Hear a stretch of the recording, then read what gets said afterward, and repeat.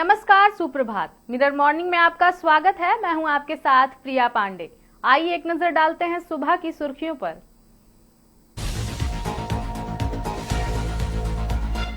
पलामू में संदिग्ध हालात में युवक को लगी गोली, घर पहुंचने पर पेट से निकला खून।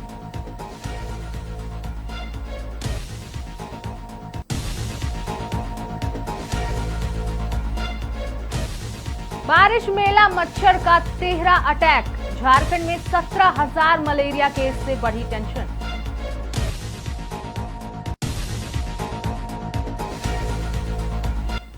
जेपीएससी जेएसएससी में नियुक्तियों पर सरकार का बड़ा एक्शन, 3 सदस्यीय कमेटी करेगी पूरी प्रक्रिया की समीक्षा।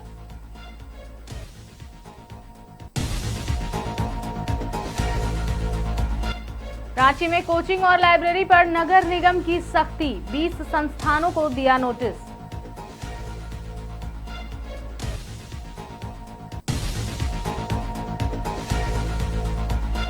शहरी इलाकों में मीट कारोबार पर सरकार की सख्ती, अब एनओसी के बिना नहीं चलेगा मांस का धंधा।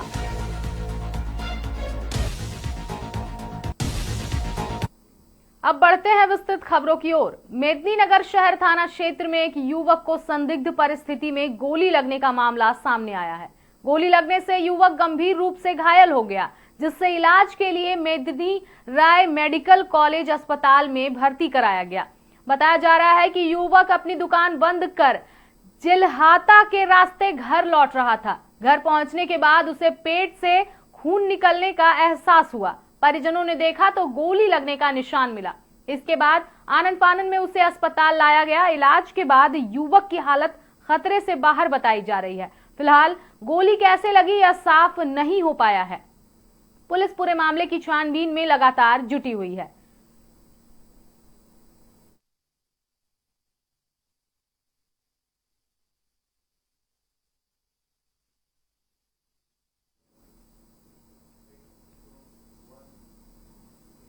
बारिश का मौसम, जगह जगह जल जमाव और ऊपर से श्रावणी मेला में लाखों श्रद्धालुओं की भीड़।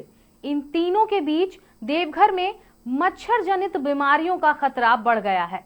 झारखंड में इस साल अब तक करीब 17,000 मलेरिया के मामले सामने आने की बात कही जा रही है। संथाल परगना में करीब 2,000 मरीजों की मलेरिया की पुष्टि बताई गई है। गोड्डा और साहिबगंज में बढ़ते मामले के बीच देवघर स्वास्थ्य विभाग भी अलर्ट मोड में है। श्रावणी मेला के दौरान ड्यूटी में तैनात 2 पुलिसकर्मी भी मलेरिया पॉजिटिव मिले थे। इसके बाद संदिग्ध कर्मियों की जांच और इलाज शुरू किया गया। स्वास्थ्य विभाग मेला क्षेत्र और शहर में जांच, जागरूकता, दवा छिड़काव और लार्वा नष्ट करने का अभियान चला रहा है। हालांकि देवघर में पिछले कुछ महीनों से LLIN मच्छरदानियां की सप्लाई नहीं मिलने की बात भी सामने आई है। वहीं डेंगू और चिकनगुनिया के खतरे को देखते हुए सदर अस्पताल में डेंगू वार्ड तैयार रखा गया है।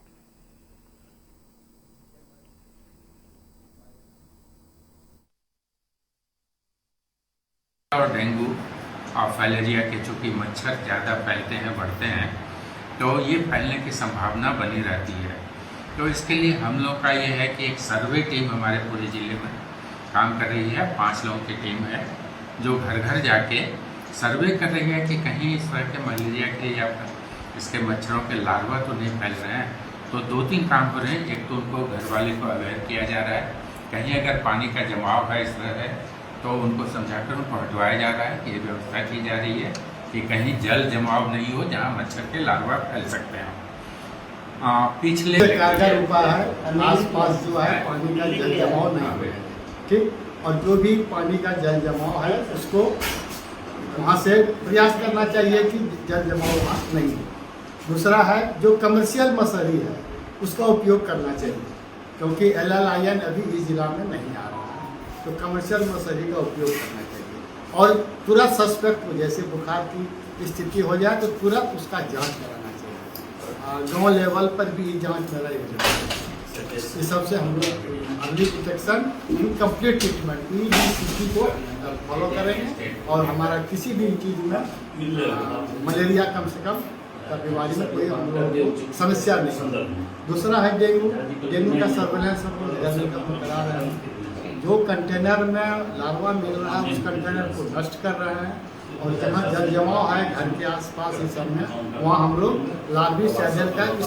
अगली खबर राजधानी रांची से आ रही है, जहां जेपीएससी जेएसएससी की नियुक्ति प्रक्रिया को लेकर झारखंड सरकार ने बड़ा कदम उठाया है।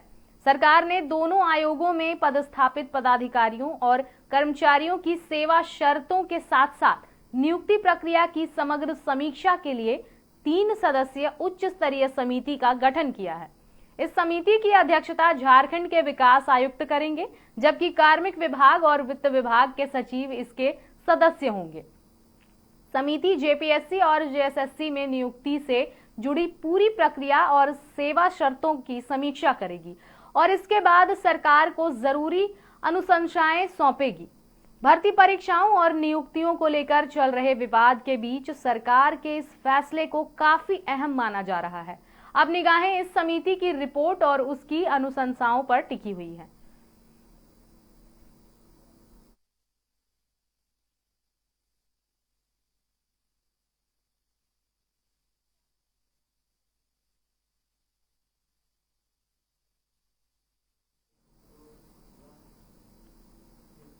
विद्यार्थियों की सुरक्षा और भवन नियमों के अनुपालन को लेकर रांची नगर निगम ने कोचिंग संस्थानों और लाइब्रेरी के खिलाफ कार्रवाई तेज कर दी है। नगर निगम की नगर निवेशन शाखा ने मंगलवार को शहर के 20 कोचिंग संस्थानों और लाइब्रेरी को नोटिस जारी किया है। अब इन संस्थानों के भवन की वैधता, स्वीकृति नक्शे के मुताबिक उपयोग, ट्रेड लाइसेंस, जरूरी अनुमतियों और अग्नि सुरक्षा व्यवस्था की जांच की जाएगी।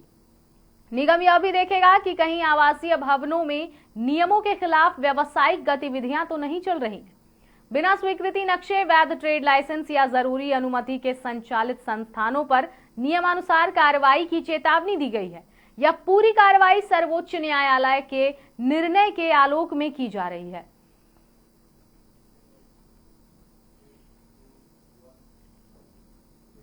झारखंड के शहरी इलाकों में मांस और मीट उत्पादों का कारोबार करने वालों के लिए अब नियम और सख्त हो गए हैं। राज्य मंत्री परिषद ने मंगलवार को मीट कारोबार को सुव्यवस्थित और नियमबद्ध करने के लिए झारखंड म्युनिसिपल रेगुलेशन 2026 को मंजूरी दे दी है। नए नियमों के तहत शहरी क्षेत्र में मांस का कारोबार करने वालों के लिए एनओसी लेना अनिवार्य होगा। इसके साथ ही ट्रेड लाइसेंस और FSSAI लाइसेंस भी जरूरी रहेगा। सबसे अहम बात यह है कि खुले में मांस प्रदर्शित करने पर पूरी तरह रोक रहेगी। यानी अब मीट की दुकान चलाने के लिए सिर्फ कारोबार ही नहीं, बल्कि नियमों और जरूरी अनुमतियों का पालन करना भी अनिवार्य होगा। सरकार के इस फैसले का मकसद मांस कारोबार को व्यवस्थित करने के साथ स्वच्छता और खाद्य सुरक्षा के मानकों को सुनिश्चित करना बताया जा रहा है।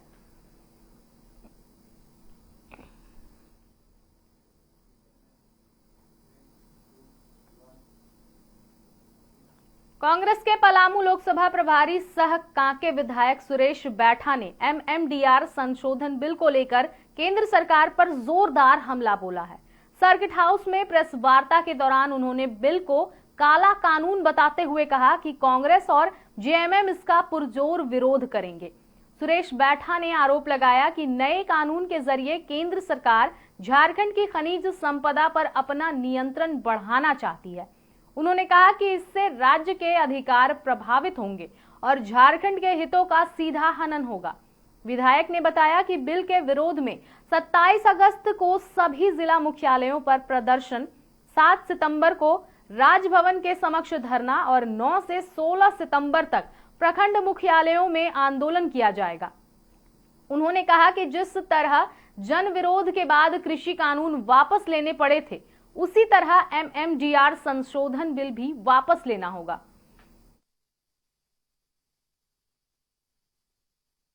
केंद्र सरकार के द्वारा अगस्त महीना में जो उन्होंने बिल लाया है, खान एवं खनिज विनियमन संशोधन बिल, जिसका कांग्रेस पार्टी विरोध करती है, उसको हम लोग एक्सेप्ट नहीं करते हैं। हम लोग इसलिए एक्सेप्ट नहीं करते हैं कि ये झारखंड के हित के लिए नहीं है, ना देश के हित के लिए है। ये पूरी तरह केंद्र सरकार चाहती है कि हम झारखंड के जितने भी खनिज संपदा है वो अपने नियंत्रण में रखना चाहती है।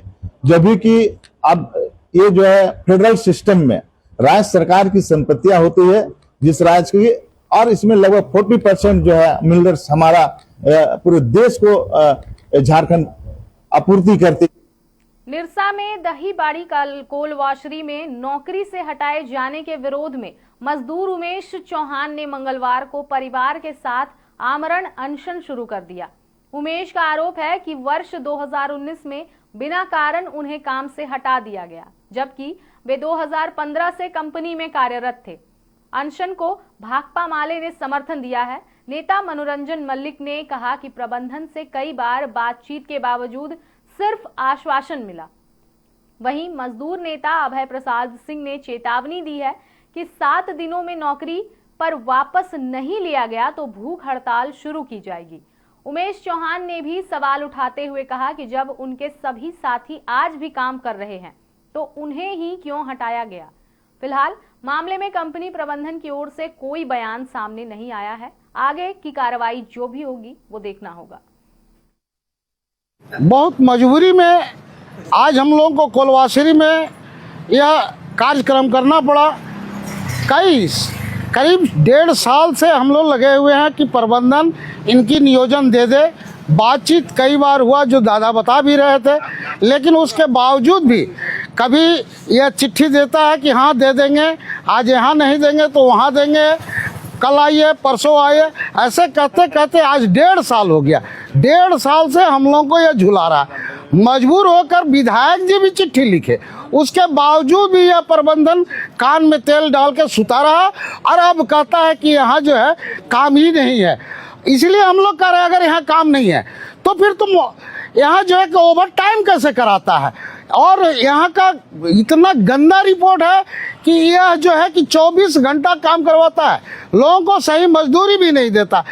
2015 2019 में हमें काम से बोल दिया कि काम खत्म हो गया है। क्या चीज़ का काम करते हैं? आरएक्शन, फैब्रिकेशन, कंस्ट्रक्शन तीनों किए हैं। तीनों? हाँ। बाकी क्यों प्रबंधन द्वारा आपको बैठा दिया? बस वो सीधे बोल दिया कि काम खत्म हो गया और काम अभी तक चल रहा है। सबसे बड़ी मुसीबत वाली बात है कि मैंने जो अधिकार था जिसमें लोग नियोजित थे, इसके बावजूद में भी ये मैनेजमेंट जो है, इस मैनेजमेंट को फिर से जगाने की काम करना पड़ता है। ये बहुत दुख। खबरों का दौर लगातार जारी रहेगा। फिलहाल मिरर मॉर्निंग में आज के लिए इतना ही। हम फिर लौटेंगे ठीक इसी समय पर ताजा तरीन खबरों के साथ। तब तक के लिए देखते रहें मिरर मीडिया।